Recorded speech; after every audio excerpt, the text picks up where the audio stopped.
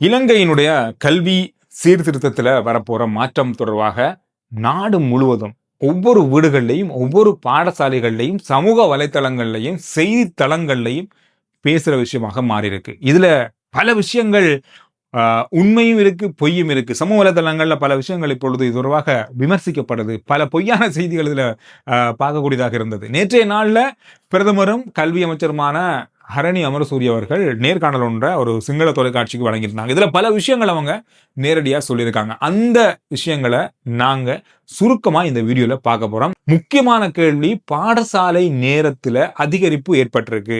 இது எந்த அளவுல இருக்க போகுது? எல்லாரும் பொதுவா பேசிக்கொண்டிருக்கிற விஷயம் சொன்னா, காலையில 8 மணில இருந்து மாலை 4 மணி வரைக்கும் பாடசாலை நேரம் அதிகரிக்கப்பட்டிருக்காமன்னு சொல்லி பேசப்படுது. இது உண்மையா அப்படின்னு கேட்ட கேள்விக்கு அவங்க சொன்ன பதில், முதல் அப்படித்தான் ஒரு எண்ணம் இருந்தது. ஆனா அந்த எண்ணத்தை இப்ப நாங்க மாற்றி பாடசாலையினுடைய நேரத்துல அரை மணித்தியாலத்தை அதிகரிச்சிருக்கோம். காரணம், காலையில 8 மணில இருந்து 4 மணி வரைக்கும் பாடசாலை இருக்குமா இருந்தா பெரிய அளவான போக்குவரத்து திட்டத்துல மாற்றம் கொண்டு வரணும். மக்களுடைய நடைமுறை வாழ்க்கையில பெரிய மாற்றம் வரும். இது எல்லாமே உடனடியாக செய்யக்கூடிய விஷயம் இல்லை. அதனால பாடசாலை நேரத்துல நாங்க ஒரு அரை மணித்தியாலத்தை அதிகரிச்சிருக்கோம். ஒவ்வொரு பாடங்களுக்கும் 10 நிமிடங்கள் அதிகரிக்கப்பட்டிருக்கு. இதுக்கு காரணம் என்ன அப்படின்னு சொன்னா, பாடசாலையில கல்வி கற்கின்ற மாணவர்கள் தங்களுடைய பாடங்களை சரியான முறையில கொஞ்சம் ரிலாக்ஸா படிக்கணும். ஆசிரியர்களுக்கும் பாடம் கற்றுக் கொடுக்கறதுக்கு மாணவர்களுக்கான நேரம் அதிகமா தேவை. இதை கருத்தில் கொண்டு அரை மணித்தியாலத்தை நாங்க அதிகரிச்சிருக்கோம் பாடசாலை நேரத்துல. இது எல்லாத்தையும் தாண்டி இந்த போக்குவரத்து திட்டத்துல பல மாற்றங்கள் கொண்டு வரணும். ஏன்னா அரை மணித்தியாலம் அப்படின்றது பெரிய நேரம், பாடசாலை தொடங்குற நேரமோ அல்லது முடிகிற நேரம்ன்றது. இதற்கு ஏற்ற பேருந்து, அந்த பேருந்துல போறவங்க, அந்த நேரத்துக்கு பஸ்ல போறவங்க, ட்ரெயின்ல போறவங்க, இதெல்லாமே பெரிய அளவான சிக்கலுக்குள்ள உள்ளாகும். இதுக்கேற்ற மாதிரியான போக்குவரத்து திட்டங்களை நாங்க பேச்சுவார்த்தை மூலமாக நடத்தி கொண்டு இதெல்லாமே சரிப்படுத்துறதுக்கான வாய்ப்பை உருவாக்க போறோம். அது மட்டும் இல்லாம தனியான பாடசாலை சேவைகளை உருவாக்குறதுக்கான யோசனைகளை இப்பொழுது நாங்கள் முன்வைத்துக் கொண்டிருக்கோம். இது எல்லாமே வருகின்ற சீர்திருத்தத்தோட மாற்றப்படும். மாணவர்களுக்கு எந்த ஒரு இடையூறும் இல்லாமல் பாடசாலைக்கு போறதுக்கான அத்தனை போக்குவரத்து வசதிகளும் செய்து கொடுக்கப்படும் சொல்லியிருக்காங்க. இது எல்லாம் சேர்த்து இன்னும் ஒரு முக்கியமான கேள்வி, பரலா பேசப்படுகின்ற ஒரு விஷயம், வரலாற்று பாடம் அகற்றப்படுது, வரலாறு முக்கியம் இல்லையாம் இனி அப்படின்ற மாதிரி பேசப்படுது. இந்த கேள்விக்கு அவங்க பதில் சொல்லியிருக்காங்க. இப்ப சொன்ன அவங்க விஷயம், இப்ப இருக்கிற பாடத்திட்டத்தின் அடிப்படையில் வரலாறு நமக்கு OL வரைக்கும் இருக்கு. சாதாரண 6ஆம் ஆண்டுக்கு பிறகு வரலாறு இருக்கு. ஆனா இனி வரப்போற திட்டத்துல அந்த வரலாறு பாடம் இருக்கும், ஆனா முக்கியம் இல்லை அப்படின்ற ஒரு பகுதி இருக்கு. தேவைப்பட்டா நீங்க அதை படிக்கலாம். ஆனா 6ஆம் ஆண்டுல இருந்து 9ஆம் ஆண்டு வரைக்கும் இப்ப இருக்கிற மாதிரி அது கட்டாயமாக இருக்க போது புதிய கல்வி சீர்திருத்தத்திலையும். இதுல வரலாற்றை 9ஆம் ஆண்டுக்கு பிறகு, அதாவது OLக்கு வரும்போது அது கட்டாயமா இல்லையா, அதை நீங்க எடுக்க போறீங்களா, இல்ல அதுக்கு பதிலாக வேற பாடத்தை எடுக்க போறீங்களா அப்படின்றது அவங்களுடைய தெரிவுக்குள்ள அந்த வரலாறு போக போகுது. இதுக்கு பல விஷயங்கள் சொல்லப்படுது. அப்படின்னு சொன்னா, 6ஆம் ஆண்டுல இருந்து 9ஆம் ஆண்டு வரைக்கும் நம்ம வரலாறை படிச்சிடுவோம். அதுக்கு பிறகு நாங்க வரலாறை படிக்காம இன்னும் ஒரு பாடத்தை படிச்சு அதுக்கேற்ற மாதிரியான மேலதிக அறிவை நாங்க மாணவர்களுக்கு கொடுக்கலாம் அப்படின்ற ஒரு திட்டத்தோட, அதுக்கு பிறகு தேவைப்பட்டால் மட்டுமே வரலாறு எடுத்துக்கொள்ளலாம் அப்படின்ற மாதிரி ஒரு பகுதியை கொண்டு வந்திருக்காங்க. இதுல இப்போ OL இருக்கு தானே, இப்போ OLக்கு 9 பாடங்கள் கட்டாயமா இருக்கு. ஆனா இனி வரப்போற புதிய சீர்திருத்தத்துல, கல்வி மாற்றத்துல 5 பாடங்கள் தான் கட்டாயமான பாடமா இருக்க போகுது. மேலதிகமா 7 பாடங்கள் கட்டாயமா இருக்க போகுது. அதுல 5 பாடம் இருக்கும், அது கட்டாயமானது. அதுல 2 பாடம் நாம விரும்பி எடுக்கக்கூடிய, தெரிவு செய்யலாம். அதுல நீங்க வரலாறும் தெரிவு செய்யலாம், அல்லது மேலதிகமா இருக்கிற அந்த வட்டத்துக்குள்ள இருக்கிற வேற பாடங்களை நீங்க தெரிவு செய்து எடுக்கலாம். இப்படி ஒரு திட்டத்தை கொண்டு வந்திருக்காங்க. மொத்தமா 9 பாடம் இருக்காம 7 பாடமா இருக்க போது, கட்டாயம் 5, 2 பாடம் தெரிவு பாடமா இருக்க போகுது. எனவே இந்த மாதிரியான பல மாற்றங்களை கொண்டு வராங்க கல்வி சீர்திருத்தத்துல. இதுல பேசப்படுற மிக மிக முக்கியமான விஷயம் சொன்னா, மாணவர்களுடைய நலன், மாணவர்கள் அதிகமான விஷயங்களை தெரிந்து கொள்ளணும் அப்படின்றதுக்காக பல தெரிவுகளை 5 பாடத்துக்கு மேலதிகமா வச்சிருக்காங்க. 5 பாடத்தை கட்டாயமாக்கிட்டு மேலதிகமா மற்ற 2 பாடங்களையும் எடுக்கிறதுக்கு பல தெரிவுகளை வச்சிருக்காங்க. இதை அவங்களுக்கு பிடித்த மாதிரி அவங்களோட துறையை தெரிவு செய்து கொள்றதுக்கான ஒரு வாய்ப்பா உருவாக்குறதுக்காக இந்த விஷயத்த கொண்டு வந்திருப்பதாக பேசப்படுது. இந்த மாதிரி விஷயத்த அவங்க நேற்றைய நாள்ல சொல்லியிருந்தாங்க. இதுல பல விஷயங்களுக்கு விமர்சனங்கள் முன்வைக்கப்பட்டிருக்கு. இந்த மாதிரி ஒரு நேரத்துல இப்படி ஒரு அரசாங்கம் பொறுப்பேற்று இந்த ஒரு 6-7 மாதம் நடந்து கொண்டிருக்கும் போது இந்த பெரிய மாற்றம் தேவையா அப்படின்ற ஒரு கேள்வி கேட்கப்பட்டது. கட்டாயமா தேவை. நீங்க மாணவர்கிட்ட கேட்டு பாருங்க, பெற்றோர்கள் கேட்டு பாருங்க, யார்கிட்ட கேட்டாலும் இந்த கல்வி திட்டத்துல மாற்றம் கொண்டு வரணும்னு தான் சொல்லுவாங்க. தேசிய மக்கள் சக்தியை பொறுத்தவரையில 2019ஆம் ஆண்டு எங்களுடைய கொள்கை பிரகடனத்திலேயே நாங்க கல்வி சீர்திருத்தம் தொடர்பாக பேசியிருக்கோம்.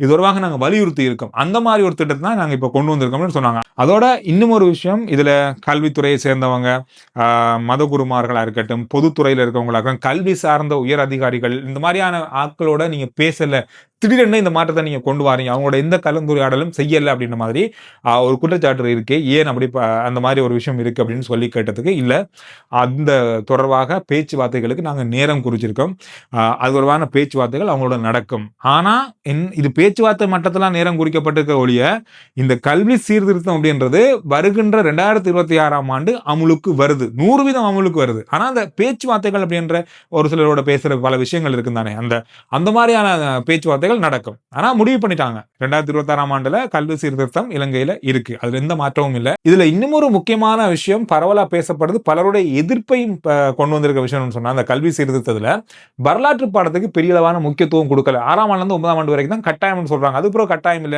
தெரிவுக்குள்ள வருதுன்னு சொல்றாங்க தானே. இதனால சில பிள்ளைகள் வரலாறே படிக்காம போகக்கூடிய வாய்ப்பு இருக்கு. இதனால யாராவது வெளியில இருந்து ஒரு புத்தகத்தை வரலாறுன்னு சொல்லி எழுதுவாங்க, அதுக்கப்புறம் அந்த புத்தகத்தை அந்த பிள்ளை படிச்சுட்டு இதுதான் இலங்கையினுடைய வரலாறா அப்படின்னு சொல்லி நம்பக்கூடிய வாய்ப்பு இருக்குமே. அதை எப்படி பாக்குறீங்க அப்படின்னு கேட்டதுக்கு, இப்ப நம்மளுடைய வரலாறு சரியாவா இருக்கு, உண்மையாவா இருக்கு அப்படின்ற ஒரு கேள்வியை அவங்க திரும்ப கேட்டாங்க பிரதமர், கல்வி அமைச்சர். இதுக்கு பிறகு வரப்போற வரலாறு, அதுல மாற்றங்கள் கொண்டு வரப்பட போதா, அல்லது இந்த வரலாறு தான் திரும்பவும் இருக்க போதா அப்படின்ற மாதிரியான கேள்வியை எழுப்பியிருக்கு. இன்னும் அதுக்கான சரியான விளக்கம் வருகின்ற நாட்கள்ல கிடைக்கும் அப்படின்னு சொல்லி நம்ம எதிர்பார்க்கலாம். அதோட பலருடைய கேள்வி, இந்த ஸ்காலர்ஷிப் 5ஆம் ஆண்டு புலமை பரிசில் பரீட்சை நிறுத்தப்படுமா, இதற்கு மாற்று வழி ஏதாவது இருக்கா அப்படின்ற கேள்விதான். அதுக்கு அவங்க சொன்ன ஒரு விஷயம் சொன்னா, இந்த பரீட்சை நிறுத்தப்படாது. 2028ஆம் ஆண்டு இந்த பரீட்சையில பல மாற்றங்கள் கொண்டு வரப்படும். 2028ல அது வரைக்கும் இந்த பரீட்சை நடக்கும். அந்த மாற்றத்துக்கு பிறகு பரீட்சை எல்லாமே இலகுவாக்கப்படும். மாணவர்களுக்கு எந்த விதமான பெரிய அளவான பிரஷரை கொடுக்கக்கூடிய அளவிலாக இருக்காது. அதுக்கு முதல்லையும் பல மாற்றங்கள் கொண்டு வரப்படும்.